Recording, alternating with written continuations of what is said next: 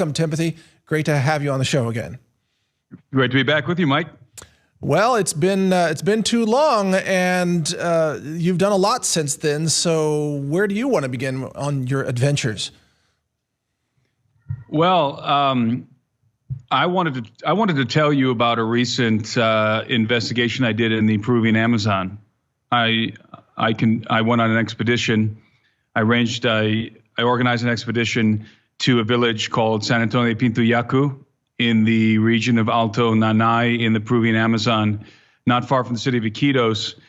And I don't know if you're aware, but there's been some very strange things going on in the jungle in the Peruvian Amazon as of late, actually going back to about mid-July, especially from mid-July to mid-August. Apparently, villagers in some of the villages out there in the Amazon have been assaulted by very strange beings with apparently advanced technology.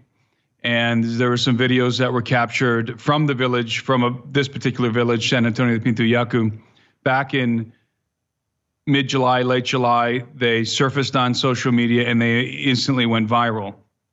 And what kind of beings are you referring to? I mean, well, I think we're probably talking about ultimately human beings, but I can't say for sure, and you'll understand why I'm saying that in this manner as I get into the details. But I don't know if you saw the videos that were surfacing. There was a particular video that surfaced from San Antonio de Pintuyacu, which depicted the villagers running around in a state of panic at nighttime, and they were discharging their firearms into the jungle. And in a subsequent interview with some of the villagers, some of the men of that village, they said that they were being assailed by tall beings who could float off the ground, about a meter off the ground, and who would fly through the air, and who apparently were impervious to their shotgun blasts. They shot them at point blank range to no effect. And this episode that happened, and it was multiple episodes over a few weeks, it was also breaking out in other villages in Alto Nanay in the Peruvian Amazon. So I decided at length to organize an expedition, and I chartered a riverboat, and I took Doug Thornton with me, who's an yes, I know Doug, ex-infantry Marine and DHS guy, and I went into the village to investigate. It was a 2-day trip up the river. It's very, very remote village. It's there's a communications outpost at this village that the provincial government established there, because after this village is a vast wilderness, just Amazon jungle for countless miles until you get to the border of Ecuador and Bolivia. So, I mean, rather Ecuador and Colombia. So it was a very remote location. And when Doug and I began to investigate, we were pretty shocked by what we found. And we can get into the details, and I'll pause here if there's any other questions you want me to answer before I get into the details of what exactly we encountered. Well, I suppose the first question is, many Central and South American cultures are quite rich with various stories of mysterious creatures such as the chupacabra, for example, and others. Did you find anything that convinces you that this is more than just folklore? Well, this incident has to do with a particular legend in the jungle, in the Amazon, both in the Peruvian and I'm finding out the Brazilian Amazon. And that legend is related to what they call pelacaras, which in English translates to face peelers. And I had heard about the pelacaras when I lived in this area of the jungle when I was 19 years old, so I'm very familiar with the area. I speak the local dialect, which is Spanish. It's actually called charapa. It's a mix of Spanish and Quechua. And I heard about the face peelers. Really? Quechua? I mean, that's the ancient language. I speak the charapa, which is a mix of Spanish and some Quechua mixed in. Okay. I don't speak Quechua, but I understand the Quechuan words that are used within the dialect of Charapa, which is primarily Spanish. Okay. And it's actually, if you don't understand, if you can speak Spanish fluently and go into the jungle and really have a hard time understanding those people because they mix so much Quechuan into their Spanish. But That's where I learned Spanish, was among these communities out in the Amazon, that very region of the Amazon. So now it makes sense that, I would go and do this investigation. And by the way, well, let me finish the face peeler legend before I add any more details. The face peeler legend goes back at least to, I would say, early to mid 80s. It does not go further than that. And we know that because I've talked to a lot of people out there in the jungle, and the elderly people will tell you that they did not grow up with this legend. This is something that began to develop in their time and in their children's time. So about, let's say, early to mid 80s. And the face peeler legend pertains to an unknown mysterious beings, let's call them, who from time to time will invade villages and will abduct certain individuals, and those individuals will later be found without their faces. Wow. Their faces, either all of their face or part of their face, will be gone. Sometimes, and I was told that in the early days of the phenomenon, actually those individuals, the victims, would be found with their organs missing. So their face would be surgically removed, and their organs would be missing.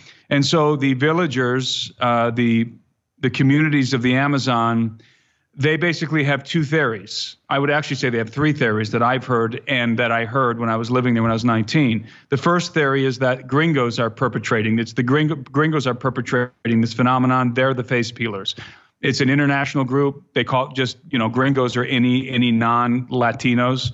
And they are engaged in organ harvesting, and they've been doing this since the mid 80s, and they're in possession of technology, night vision technology. The face peelers can fly, by the way. This is always part of the legend. And so it's assumed by some that it's gringos with advanced technology. Others will tell you that the face peelers are not gringos. In fact, they're not even human.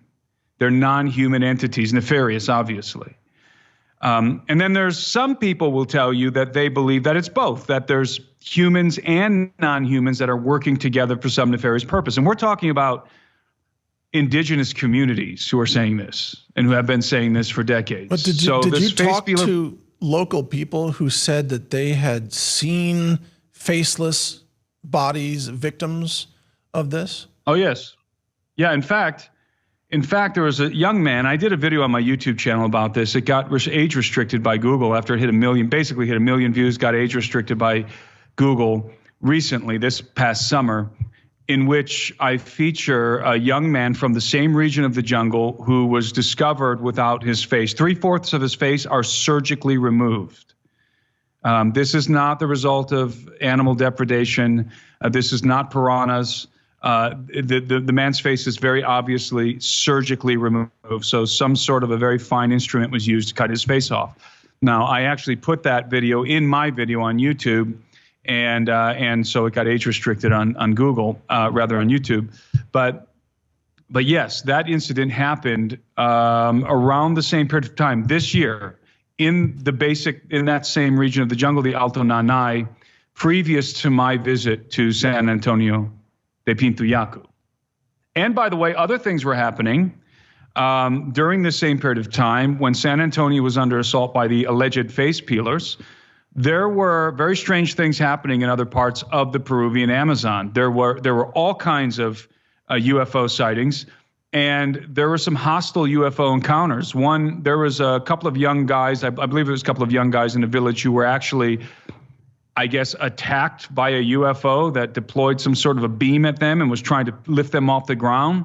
There was a group of I believe they were college students who were in the jungle doing some sort of research, and they all witnessed a very strange non-human being walking through the jungle together.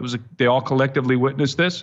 So there was all kinds of UFO activity and high strangeness unfolding in the Peruvian Amazon prior to my visit to investigate this particular incident in San Antonio de Pintuyacu.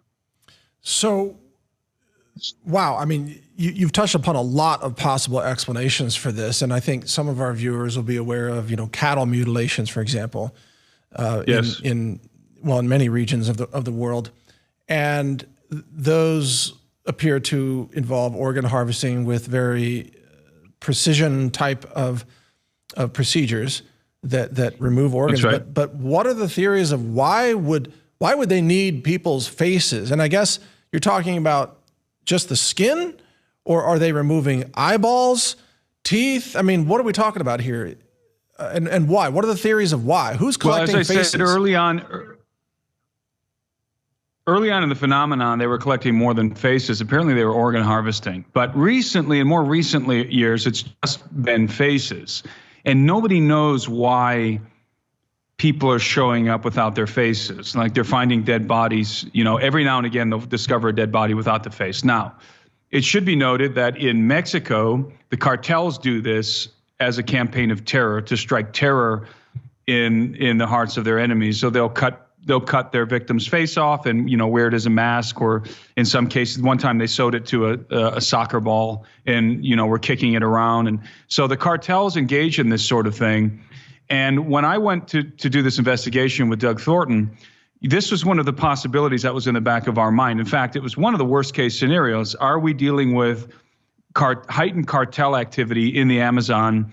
Are these cartels? So that's our first thought. The second thought was, are we dealing with something even worse than cartels, which would be an international organization of organ harvesters and or sex traffickers? That's like another level, maybe even using the cartels in this region. So these were, and then of course the third option is, are we dealing with some sort of a non-human phenomenon here? These were we weren't settled on any conclusion yet. We hadn't done the investigation. So when we got to San Antonio de Pintuyaco, again, I said it was a 2-day journey up the river, deep in the Amazon. I chartered a riverboat, and we actually supplied the village as well. We brought food and supplies to the village, medical supplies. So sort of a humanitarian thing as well. And I want to thank the guys from Conduit Church, Pastor Darren Tyler, Jamie Brandenburg, and the guys from Conduit Church who helped me to fund this expedition and really helped me fund the humanitarian part of it. And the reason why we did that, by the way, is because these villagers were no longer going into the jungle to harvest their food. They have what they call chakras out in the jungle, their little farms. They were so terrorized that they were no longer going out to harvest their yucca and so forth. They weren't going down the river to fish. They were staying close to their village, and the men every night were going on patrol. Every single night, all the men would go on patrol with their shotguns. And so we brought them night vision goggles, we brought them thermal binoculars, radios, and high-powered flashlights. And Doug actually ended up training them how to walk in a military-style patrol. Well, so wait a minute. But anyway, some of those thermal vision devices, and I know because I have some of these, they have recording capabilities these days. Most of them do. Yes. So that's is right. it possible they've been trained on maybe getting recordings of future sightings, like thermal recordings? We train them with the night vision goggles. Now, you can't bring grade 1 or grade 2 night vision goggles out of the United States. True. You get arrested. Right. Yeah, you're right. But you can bring the I think they call them grade 3 or level 3 night vision goggles, which and shout out to my friend Dave Salvaggio, who's probably going to hear this, who helped me to pick out the right gear to bring to these people so I don't get arrested when I come into the country. Isn't that ITAR restrictions on exports? Yeah, that's right. Yeah. So I think it's called Tier 3, actually. Tier 3 night vision goggles are like the kind of goggles that biologists use at night to look for animals and that sort of thing. Hunters will use them. They're actually pretty powerful. We had them with us in the jungle. We played around with them. And they do have recording capabilities. We did equip the villagers with those, and we did teach them how to use them. But what we wait, I'm sorry to interrupt, but as of so far, they haven't, to your knowledge, captured any interesting footage? Or how would they even get you the footage? I mean, it's not like they have, internet there, right? They do have internet because they have a. I remember I mentioned that they had that satellite up. They had a communication outpost that was built by the provincial government in the village because this is one of the last villages on this vast expanse of Amazon jungle, and so in fact they do have satellite internet in this one building. So they have the capability. I mean, these villagers, and by the way, these are not primitive indigenous people running around in grass skirts with blowguns. They were right. That way maybe 50 years ago, but these are civilized people. They sit around, some of the men and women and children will sit around this government building, they call it the Tambo, at nighttime, and we'll sit there and watch movies. They're watching the Marvel movies. They're watching all the same movies we watch. They have social media accounts. So these are people who are very familiar with pop culture and have access to the internet. So they could capture something on these night vision goggles, download it onto a laptop, and upload it to the internet. And if they do capture something, they're going to send it to me first to evaluate it. So, but it must be understood that by the time we got to San Antonio de Pintuyacu, this was in the aftermath. Everything had settled down for a couple months by the time we got there. The height of this activity was mid-July to the beginning of August. It was almost every night they were encountering what I'm about to explain. What these guys were encountering were very large individuals, assailants, who were dressed head to foot in black armored bodysuits. They were wearing helmets that were elongated in the back. They had large almond-shaped eye lenses that were described variously as green or yellow tinted. And they were impervious to, at least to shotguns, 16 gauge shotguns. They were shot at point blank range many times to no effect. And they had the ability, according to some of the guys in the village, and I interviewed a lot of people in the village, according to some of these guys who encountered them, these assailants, who would only come at night, by the way, they would only make incursions into the village at nighttime. These men encountered them not walking, rather floating. And they say that the villagers explained to me, some of them, that these assailants have very large footwear. In fact, they leave imprints in the ground. They're very large, and their imprints are 2 discs. Because on the bottom of their boots, assumedly boots, they have these discs that emit a light and allow them to float off the ground about 1 meter. Now, in addition to this technology that they're deploying from their footwear, from their boots, the way that they make the incursions into the village is through the air. They fly, but they're not using jetpacks, as some people have assumed or heard. Rather, they're flying on large circular discs, hoverboard platforms. And when they're on these discs, they just look like little flying saucers in the sky. And they don't make any noise unless they're lifting off the ground. When they lift off the ground from a stationary position, there's sort of a burst of maybe like compressed air. That's what it was described to me. Many people saw them flying on these discs. And when they're flying on the disc, it's almost as if they have stealth armor technology, because you can't see them unless you get up close and put a flashlight right on them, and then you'll see the silhouette of a guy sort of surfing on the disc.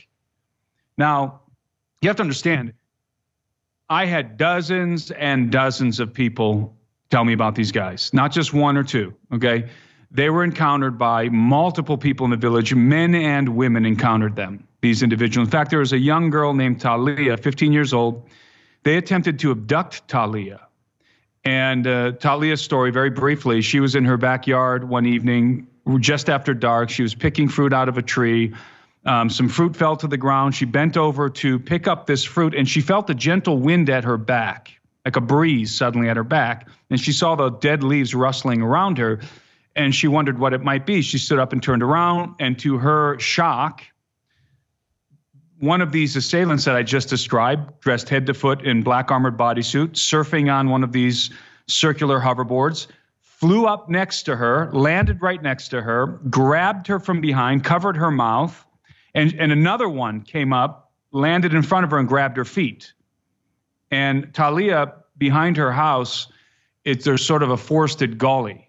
And there's jungle in there, and this is where these guys came from. And around this little gully are other houses of the other villagers. So this isn't on the outskirts of town. This is sort of in the middle of town. And long story short, they attempted to cut her face off. They took out what I think is a laser syringe, based on Talia's description of the device, and they began to make an incision in her neck, right here, right under her jawline. And she began to struggle as they're doing this. She was able to push up one of the helmets. She started to push it up on the guy that had her from behind. And as she was doing this, the guy in front of her slapped her in the face. And they sort of lost control of her for just a moment, and she screamed at the top of her lungs.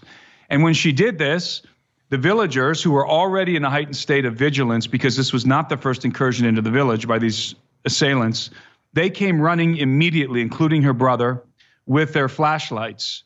And they saw these assailants. They saw them basically, hovering on their boards and then maneuvering to where there was an opening in the trees, and then they shot up into the air. And one of them was tried to pull Talia with him. He was dragging her by her hair. And Talia says, and this is an anomaly, no one else told me this, Talia says that they spoke, and that one of the assailants, who she calls the gringo, who was the taller one, all of them are taller than me, by the way, and I'm 6 foot, he spoke broken Spanish, and the other one spoke Spanish, according to Talia, spoke with a normal Peruvian accent, and she heard them talking. In fact, before they started to cut her face under her jawline, they applied this cream. They were applying this cream to her face, which numbed her face immediately, and one of the assailants said to the other, "Be careful, don't put too much on, it's going to ruin the flesh."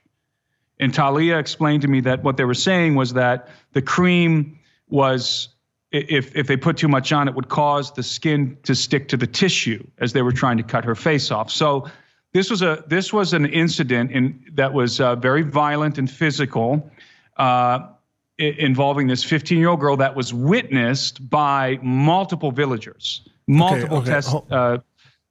Yeah, this is pretty disturbing stuff, and it reminds me of, it puts the lotion on its skin.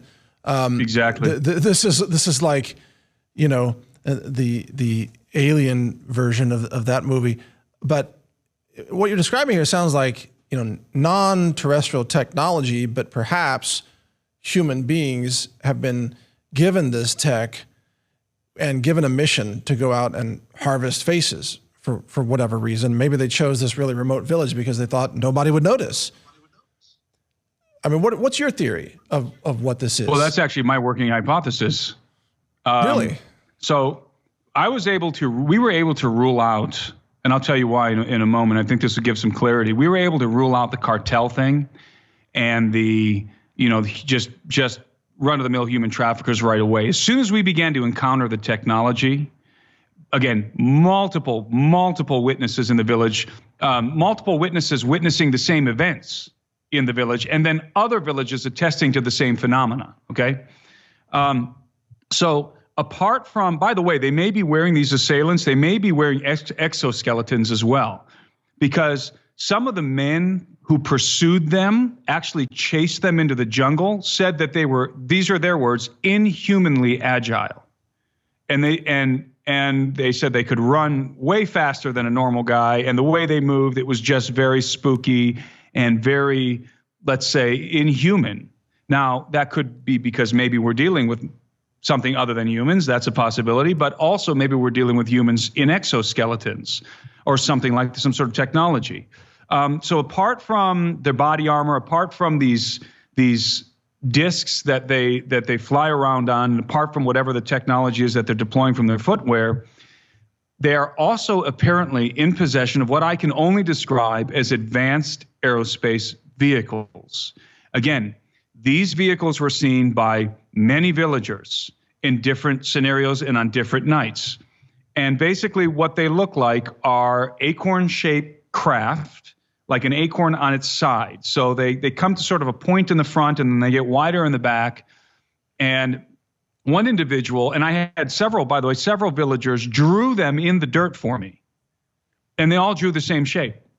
And then one of the villagers drew it out on an acrylic board. And I should say that all of this is on film, and it's on my YouTube channel for those of you who are curious. The expedition report. Wait, one second. One second, Timothy. I mean, let me interject something here, because I know you've probably been through this same museum, but there's a museum in Quito, Ecuador. And in that museum, I saw the carvings of the ancient Aztecs. One of the carvings is the freaking space shuttle. I mean, it looks almost exactly like the space shuttle, but I forgot the date of that carving, but it was, centuries, many centuries ago. Mm-hmm. Do you believe that, I don't know if you want to say extraterrestrials or somehow exotic technology has been used to visit many of these Amazonian cultures and regions throughout human history? That's possible.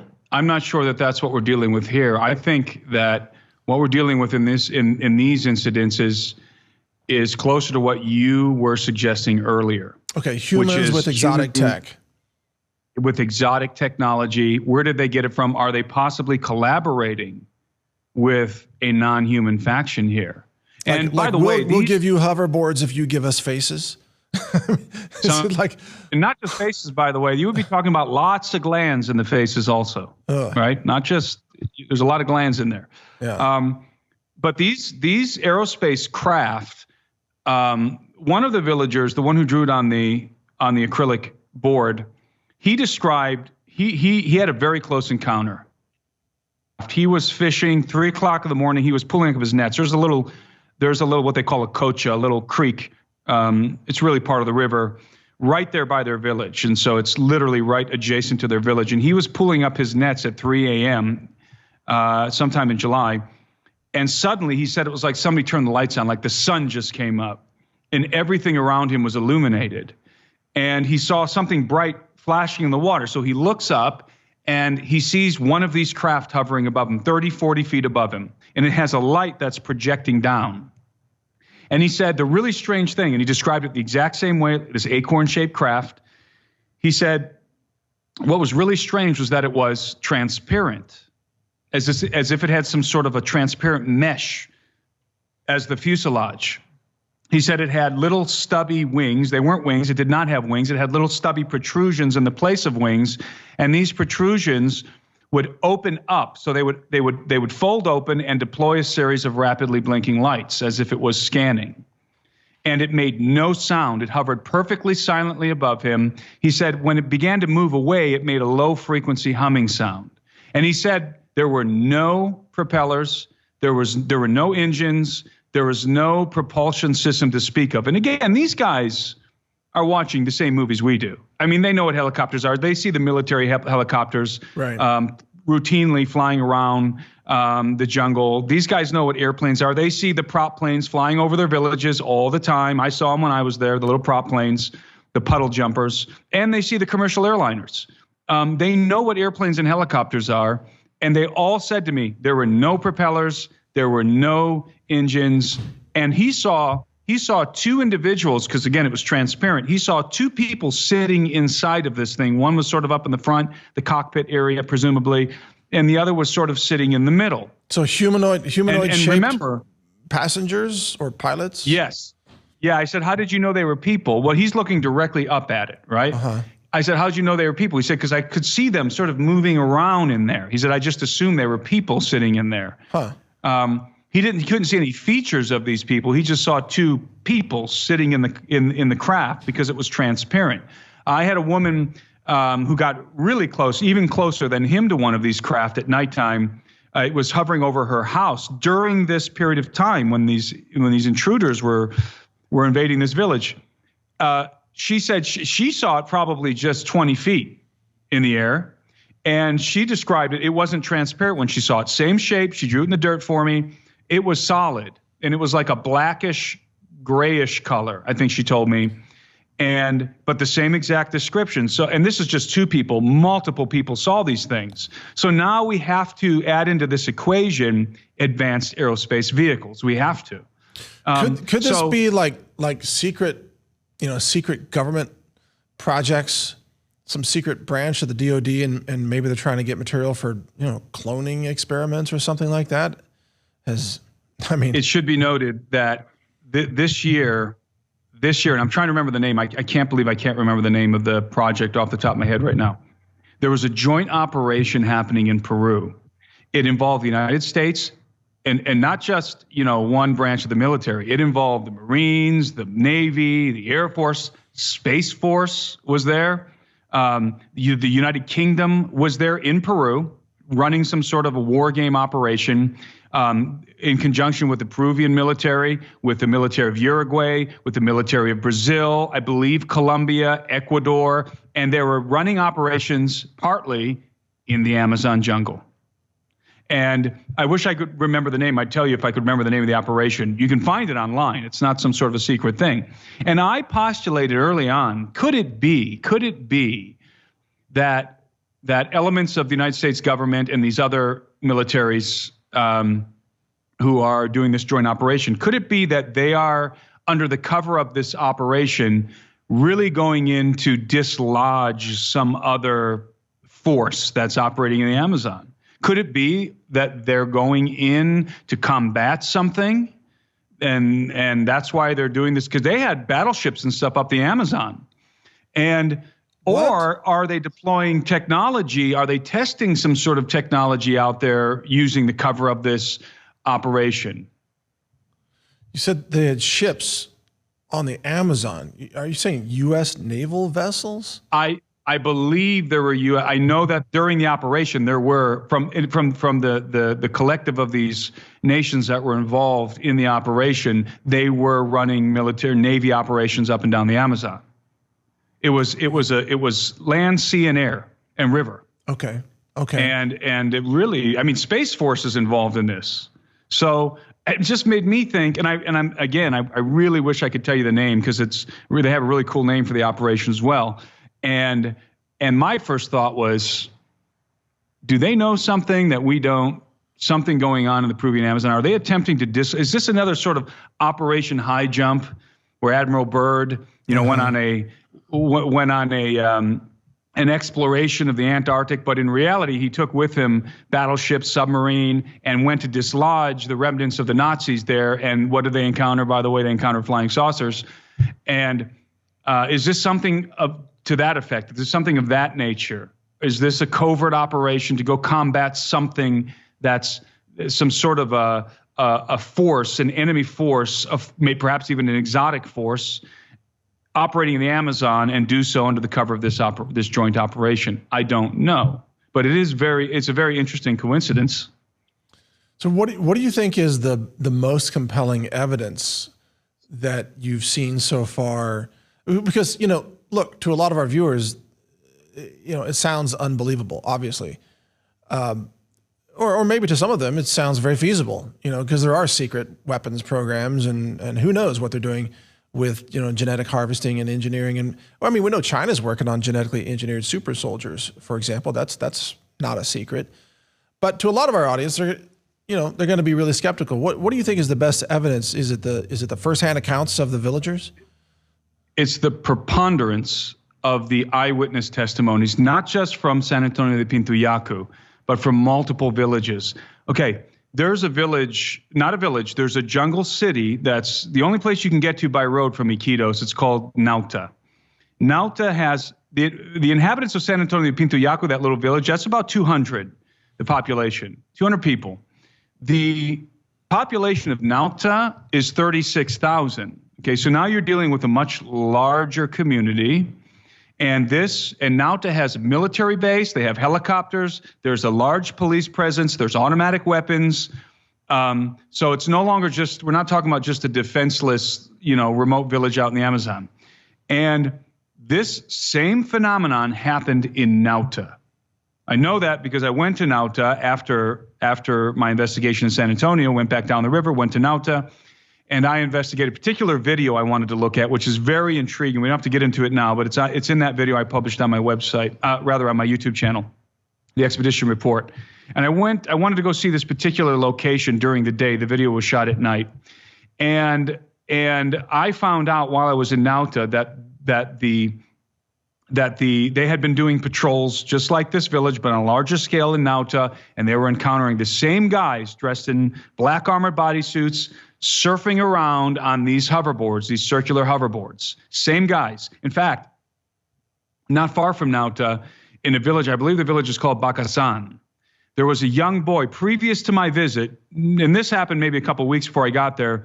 There was a young boy who was rushed to the hospital from one of these villages, rushed to the hospital in Nauta because he had been attacked by an alleged face peeler, and he had very deep lacerations, 4 of them on both sides of his neck, two on each side of his neck here, under his jawline, just like Talia.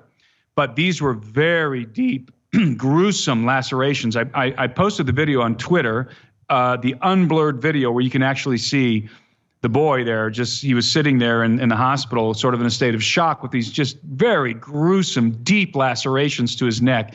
Thank God they were able to save his life. They gave him blood and sewed him up, and they were able to save his life. And the boy's testimony is that at night he was attacked by these very same assailants, or at least dressed the same, apparently with the same technology.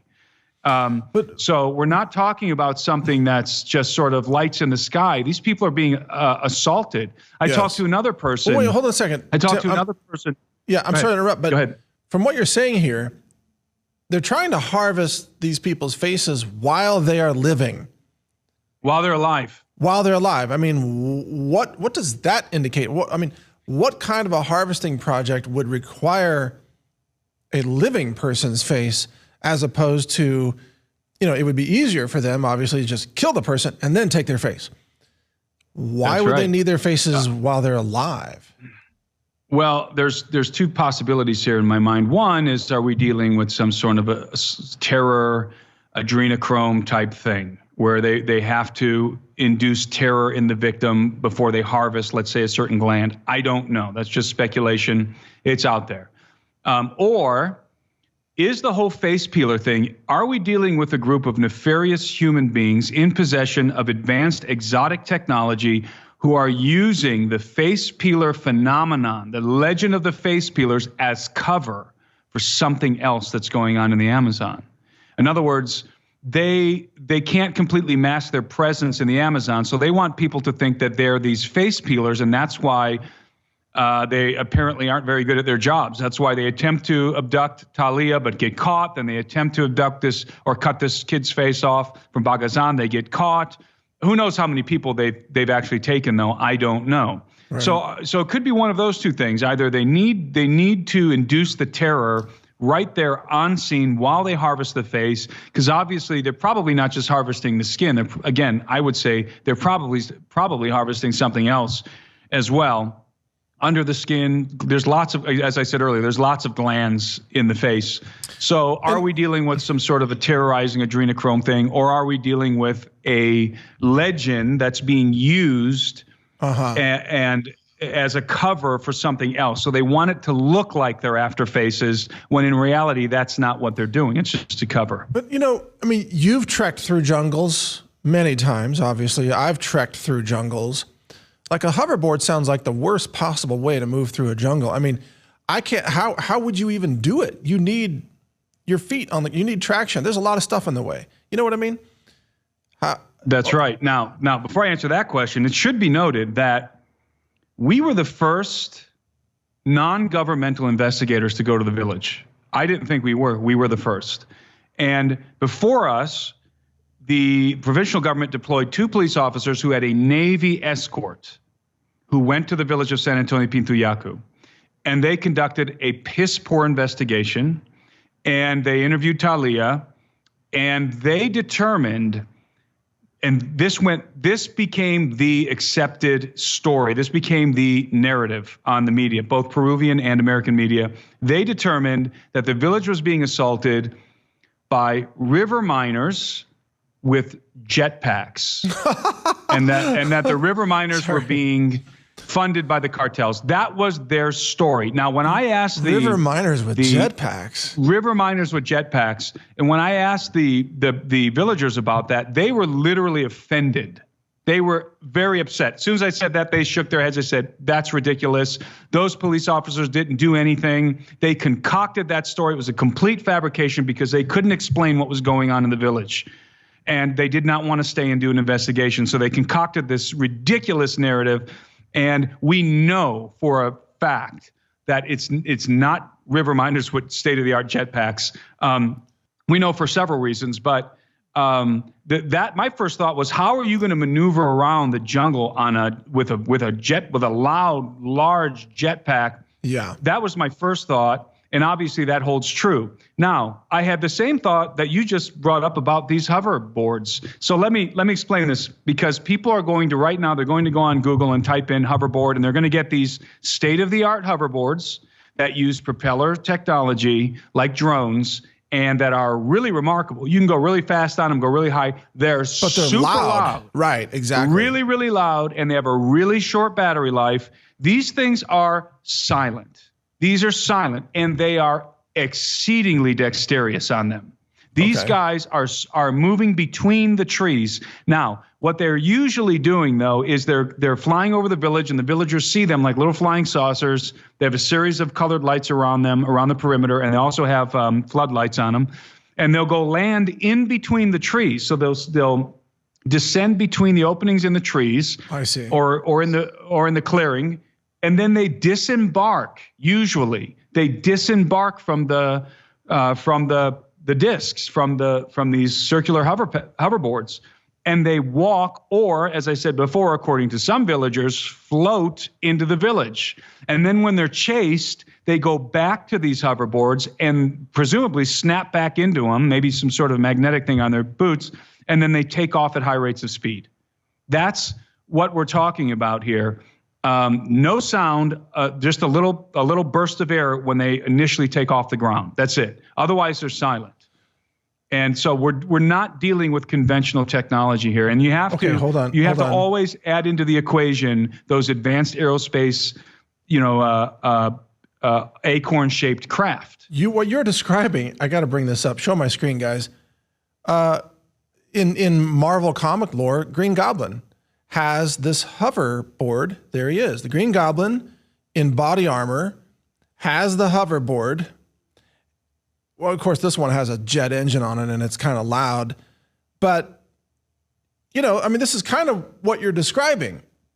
It's very apropos that you bring that up. That is exactly the way they described it. Really? That was the first thing they said. The first thing they said on that video that went viral in regard to what these guys look like, they said they look like the Green Goblin. You're kidding me. They're flying on these boards, and they have body armor, and they have elongated helmets, except they're not green. One guy said, most of them said they're black. They have black like stealth body armor.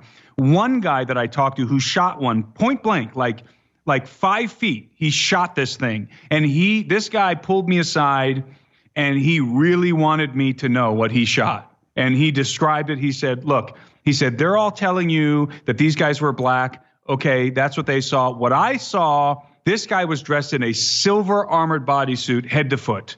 He was floating off the ground. I said, was he on a hoverboard? Was he on one of these circular discs? He said, no. He was floating off of his boots. On the bottom of his boots, it was like a light coming out. That's Iron Man. He said, yeah, exactly. And he said, like Iron Man he got a good look at, he described the helmet, everything. And he said, I shot him, point blank range. I shot him, 16 gauge. And it knocked the assailant back on his butt. But then he just popped back up in the air and started floating again. So the force of the shotgun blast knocked him on his butt, but it didn't hurt him. He just popped back up and then flew away. And the guy said, I chased him. By the way, I talked to a guy named Pablo near the city of Yurimaguas, which is southwest of where these incidents happened, still in the Amazon, still in the Peruvian Amazon, in the general region of the Amazon, but further southwest in a city, Yurimaguas, which I'm very familiar with. I talked to him. His little tiny village, it's not even a village, it's like a homestead. It's like a homestead collective with a couple of families there. They encountered the same guys. Now, what's really interesting about this story is Pablo was bathing in the river, and he said suddenly he heard people screaming, face peelers, face peelers. And of course, the sun had just gone down, and he's coming out of the river. He grabbed a towel, threw a towel around his waist, ran into his house, grabbed his gun and his flashlight, and he started to pursue these face peeler guys. He's chasing them into the jungle. He discharges his shotgun at one of them, and he hears it dinking off the guy's body armor. He hit him. He hears it dinking off. Now, it didn't hurt the guy, but apparently the shotgun blast messed with the propulsion system that was built into the guy's suit or boots. They were not on discs in this. So it's like the boots. They're propelling off the ground in the boots, and he actually sprinted towards this guy as he's attempting to lift off into the air, and he tackled him, grabbed him around the waist. So Pablo's holding one of these assailants around the waist as he's lifting off into the air, and suddenly the guy pulls out this what Pablo describes as a little laser, and he hits him with the laser, and Pablo goes unconscious, instantly unconscious, and he wakes up. His dad and I think his brother found him, and they're waking him up, and he's had heart trouble since then. So whatever they hit him with, some sort of like super advanced device, taser type of thing. Something like that. It instantly knocked him out. So again, I tell that story to highlight how physical this is. This isn't lights in the sky. This is right. These are. And I don't want to discount these firsthand testimonials from these people, but again, someone watching this is going to say, well, these people, they've been watching too many Spider-Man movies, and now they're kind of like they're making it real, or maybe they're smoking something from the jungle. Is it possible that this is a shared delusion or something that they made real because it got them attention? It got them medical supplies. You brought them medical supplies, I'm just in the absence of the physical encounters, I would say yes. But because of the physical encounters, Talia, the boy with the deep lacerations, Pablo who tackled one of these guys, all the guys who shot them point blank range who talked to me, and all the other villages that were experiencing the same phenomenon. One of my thoughts was, is this psychosis going into this? Is this like some sort of a mass psychosis? And I think the logical answer is no, it's not, because of the physical encounters and because of the ubiquitous descriptions of the assailants. And it's still going on. I just saw a report yesterday that villagers in Brazil recently are encountering the exact same guys. Really? So whoever this is, they're deploying advanced technology for very nefarious purposes. And I think what you said is my hypothesis. I think that we're dealing with nefarious human beings who are harvesting something from these people, or are using the phenomenon to cover something else up. The face peeler phenomenon to cover something else up. And they're clearly in possession of advanced technology. Now, cartels do have military-grade technology. There's no question about it. The Mexican cartels have it. They have the automatic weapons, but they don't have tanks. They don't have, Black Hawk helicopters. They don't have fighter jets. They don't have battleships. This is way beyond that, yeah. This is way beyond cartel activity. This is something, is there a higher echelon? Are we talking about some sort of a nightmarish organization of individuals? Richard Dolan, my friend, the ufologist Richard Dolan, he calls it a breakaway civilization. Are we dealing with some sort of a breakaway civilization of nefarious human beings who are deploying exotic technology for exceedingly nefarious purposes? Well, there's the question of the day. I think that is probably what's happening here, at least in my estimation, and that to me is terrifying. Okay, so if there's a breakaway civilization, and I think that's a viable line of thinking here, because there are many other examples of exotic tech that people have witnessed in various ways. And there are also control systems, like control grids over humanity. Some people suspect 5G might be part of that, what have you, chemtrails, things like that. But do you get any sense at all of what would be the end goal of this breakaway civilization, or is this going to get bigger? You mentioned Brazil already. Is there any indication this is going to spread to other Central and South American countries, or maybe other continents?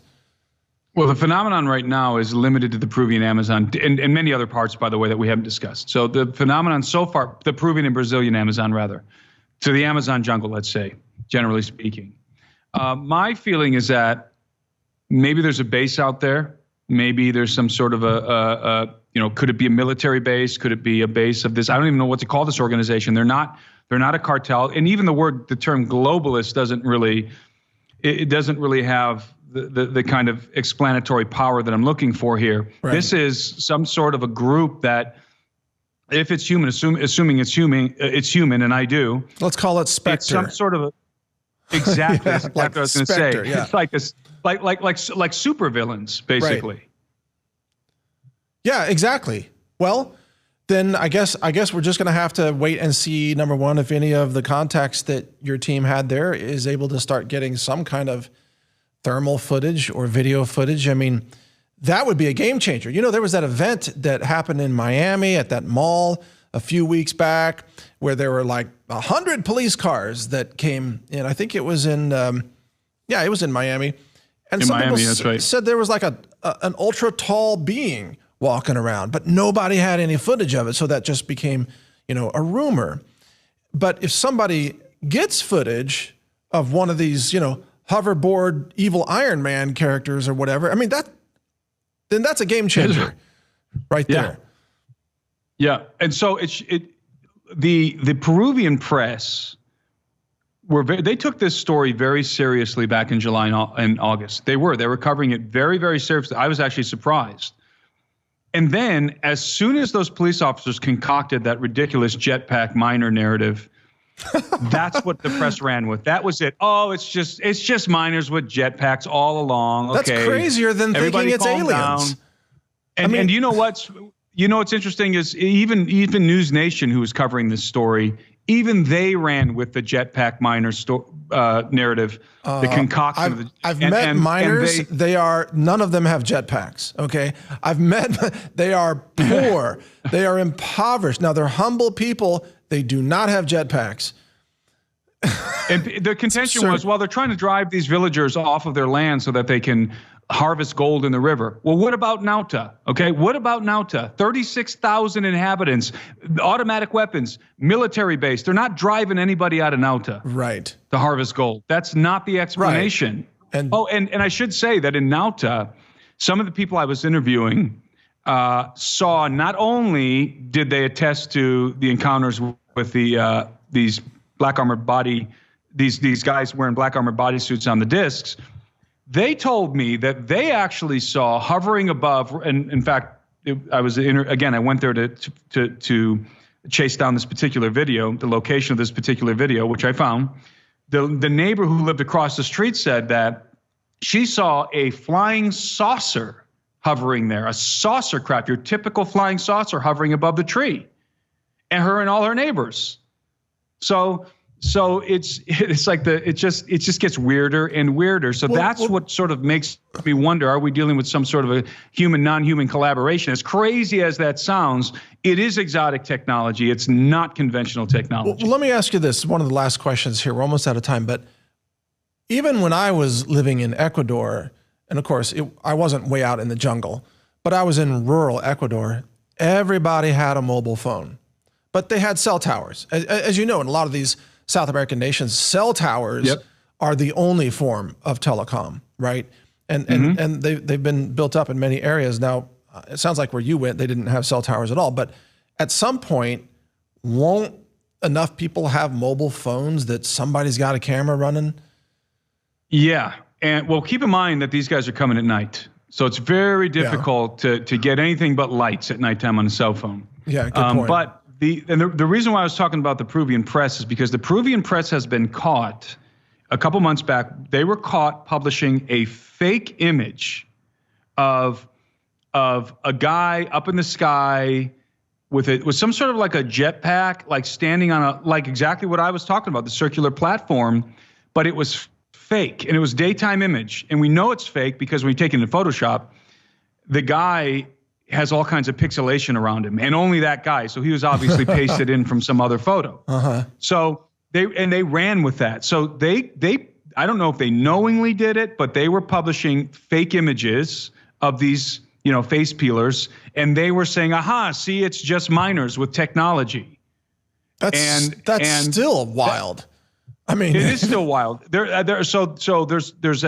Since my investigation, actually, there's been a series of fake videos and images that have been popping up, and nobody is really seriously challenging any of this.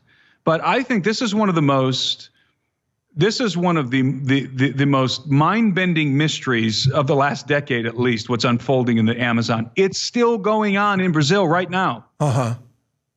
And the villagers are terrified. They're all both in Peru and Brazil demanding the government to intervene and to do something, the Navy, to deploy the Navy or something and do something.